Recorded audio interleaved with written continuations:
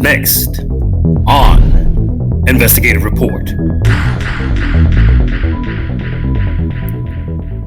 Turning the tables. Men who have won sexual harassment lawsuits. Just this year, 2 men were awarded $500 million in a case in which they were sexually harassed by their female manager. Civilization is witnessing a backlash of support from broken promises of female leadership that preached inclusion, fairness, and ethics.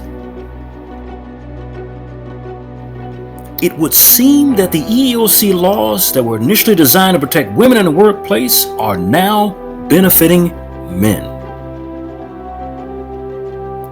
In the last 9 years, cases of sexual harassment against women from male employees have been settled from Washington State to Washington, D.C.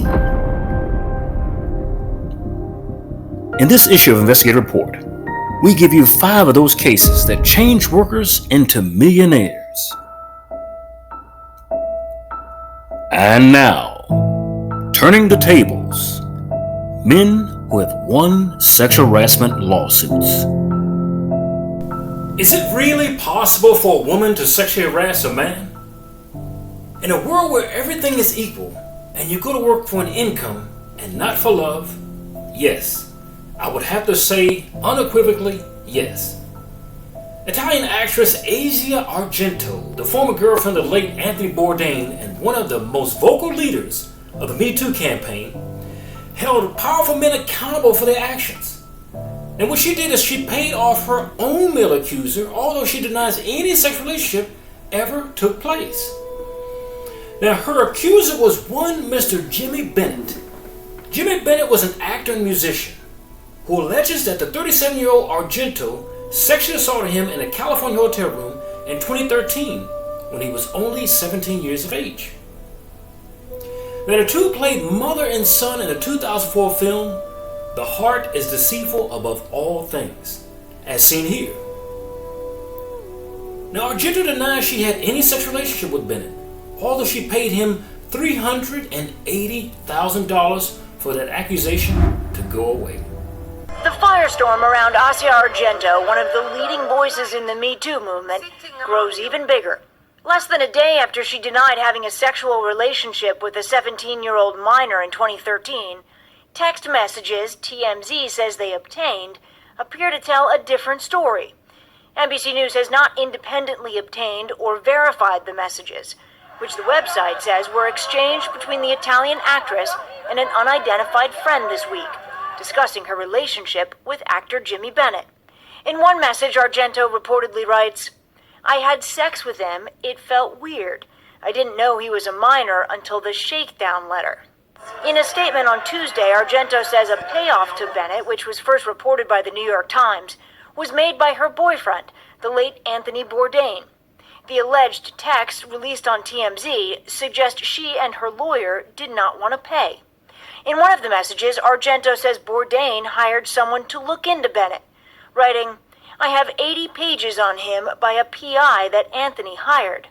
Tonight, her accuser, Jimmy Bennett, responded for the first time in a statement, writing in part, "I was underage when the event took place, and I tried to seek justice in a way that made sense to me," adding, "At the time, I believed there was still a stigma to being in this situation as a male in our society. Today, I choose to move forward, no longer in silence.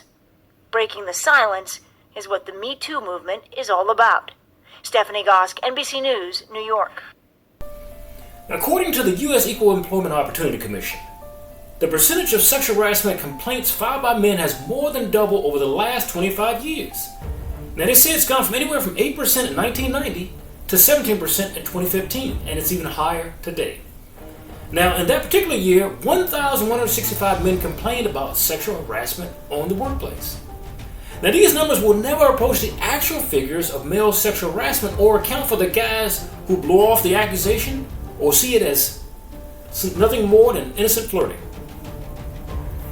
Now, before the passing of the Title VII of the Civil Rights Act of 1964, bosses could fire their secretaries for not sleeping with them without fear of legal recourse. Now the law set to change this.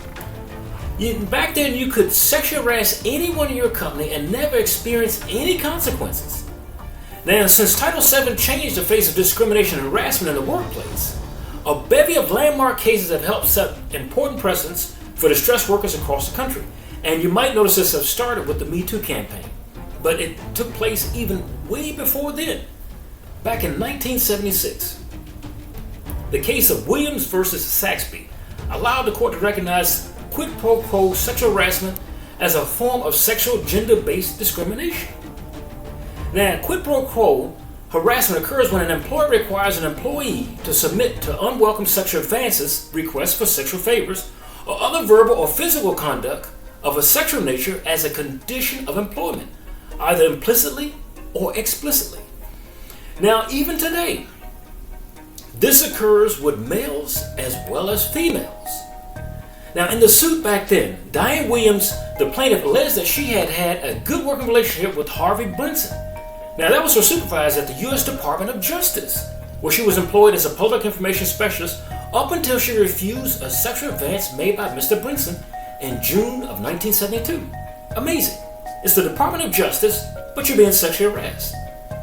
Now, Ms. Williams, an African-American woman, asserted that therefore and thereafter Mr. Brinson engaged in a continuing pattern and practice of harassment and humiliation of her, including but not limited to unwarranted reprimands, refusing to inform her of matters for that performance.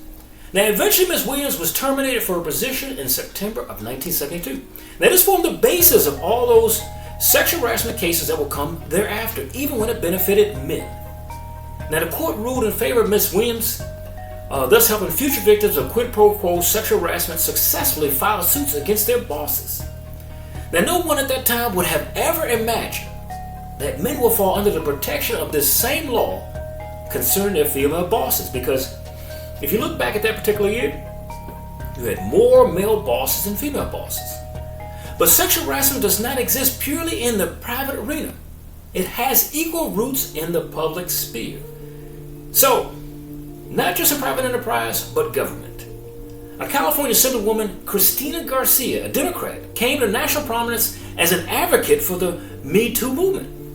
And she appeared on Time magazine's December cover of its Person of the Year. The Silence Breaker was the title. These are women who brought light changes of sexual misconduct. They brought them to light from out of the shadows. Now, one of Garcia's former staffers, David Kernick, has filed a complaint with the State Department of Fair Employment and Housing. Now, that complaint alleges this. Kernick's claim, first obtained by Politico, alleges that in June of the year 2014, his employment was terminated shortly after he complained about Garcia, Mrs. Garcia, asking him to join her in a game of spin the bottle in her hotel room. Now, if you were a child, you might be familiar with the game Spin the Bottle. So as everyone is aware, this is a game where players sit in a circle and they take turns spinning the bottle and must kiss the person it points at when the bottle stops in that direction. Now, Kernick is one of 4 former staffers, I'd say 4, whose lawyers sent a letter to the California Assembly accusing Garcia of sexual harassment and creating a hostile work environment.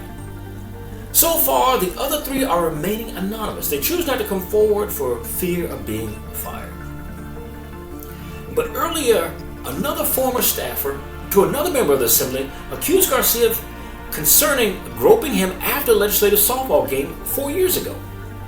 Now that led Garcia to take an unpaid leave of absence while the allegations against her were investigated. That's not as much as her taking a leave of absence. Her position would have demanded that anyway. Now yet another public figure, Andrea Ramsey, a Democratic candidate for the U.S. House of Representatives, announced she would drop out of the race to represent Kansas' 3rd District. Now this happened a while back. Now in 2005, Ramsey was accused of sexually harassing a male subordinate. Now an accusation she has denied. But you didn't see the fervor before the Me Too movement for these type of accusations. Now as the allegations resurfaced, the Democratic Congressional Campaign Committee decided to withdraw its support for her campaign. So they pulled back all money for that campaign. In another area, in Galveston, Texas, a jury awarded a male law enforcement officer $567,000 to to sell allegations that his female boss subjected him to repeated sexual harassment. Not just one time, but repeated. Because a lot of these situations, you have females who believe that they are not judged as men. Former Galveston County Deputy Constable James Gist, 55 years of age at the time, sued the county after he endured repeat incidents of sexual harassment between May 2011 and October 2011. Now, the lawsuit accused Galveston County Constable Pam Matronga of making sexual comments against him to touch her breast and simulating a lap dance, according to CBS down in Houston. Now, in his lawsuit, Gist said in one incident she grabbed her breast and said, "Here, hold these." She also allegedly climbed on his lap on one occasion and did a mock lap dance after telling him that she performed at local strip clubs for Chunky Chicks Night. Now, is this a way for somebody who has power over you to act? Now, on another occasion, she allegedly forced him to motorboat him, an act where she lifted her shirt and pressed his face against her breast. Now, the act was popularized by Vince Vaughn if you watch the movie after a long tirade in the film Wedding Crashers. Now, he says she walked up behind me and pulls her shirt over my head and kind of held me in a headlock under her shirt. Now, he also served in law enforcement for 30 years. He said, "I didn't reciprocate in any way, and if anything, I backed away." So in a lot of these situations where the guys do complain about sexual harassment is because they withdrew from the situation and they chose not to mire themselves in that type of Me Too campaign. Now, Gist got so sick of the harassment that he placed a camera on his desk to catch Matronga in the act. But alleges when she discovered the camera, she erased footage and turned it in for illegal wiretapping. Remember, she was his supervisor. Now, in addition to being investigated for the wiretapping allegation, Gist said Matronga demoted him from sergeant to deputy. You're watching MNN, the men's channel.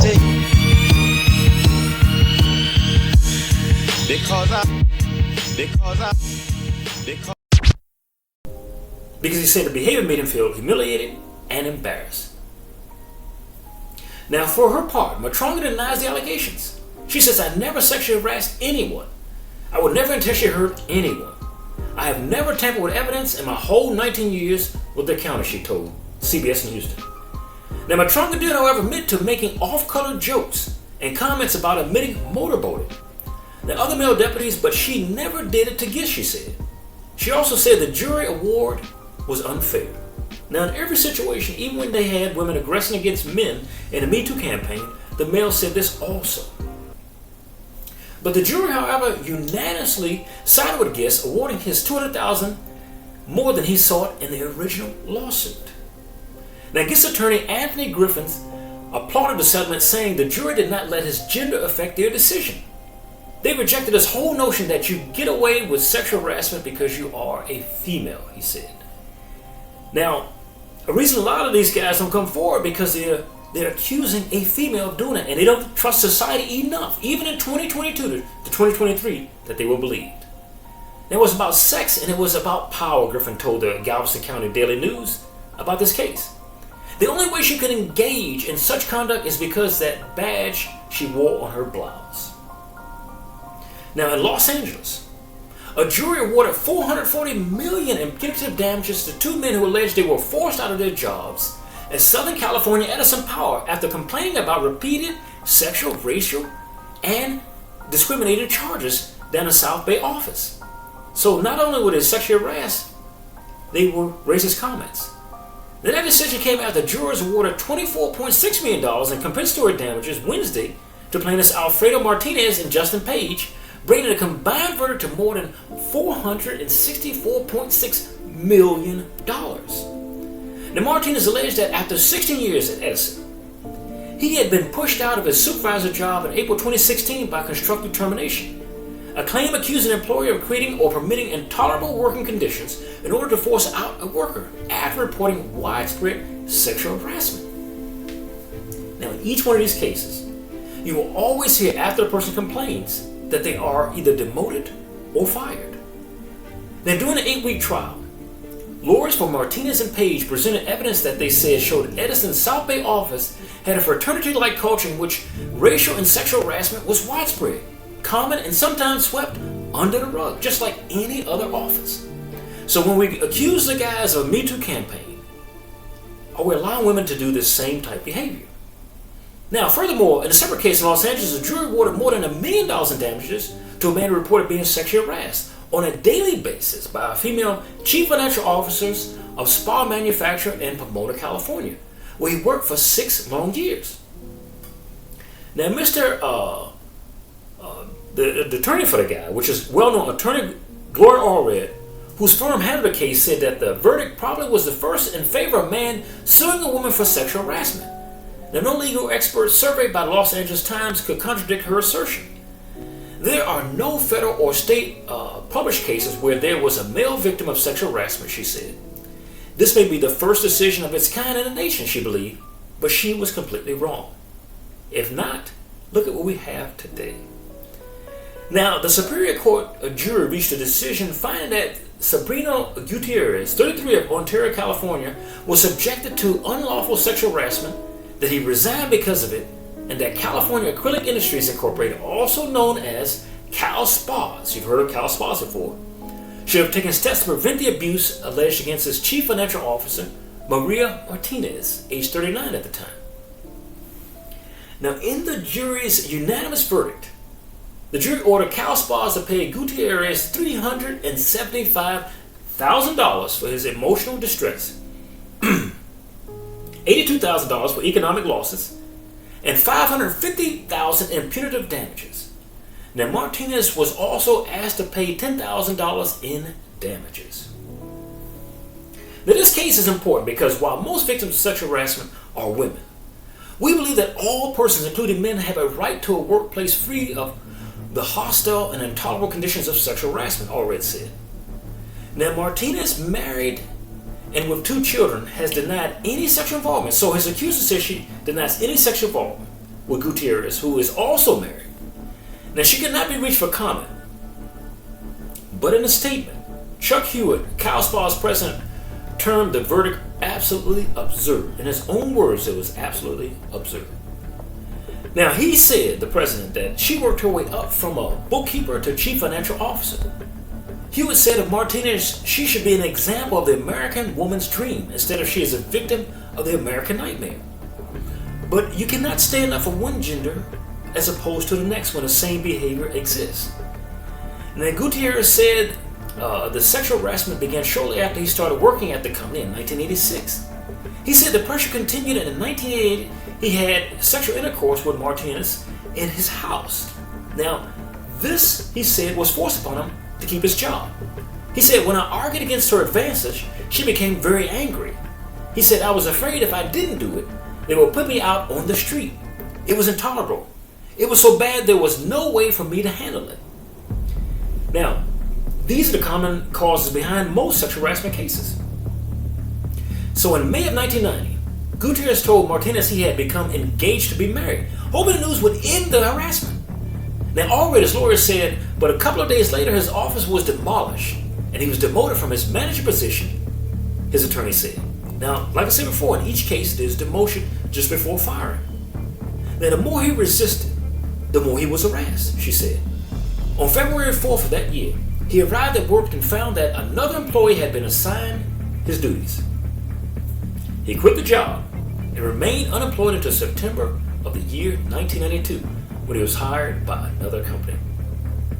So these steps are followed in a row. Harassment: if you don't play along, you're demoted. If you don't play along, you're fired.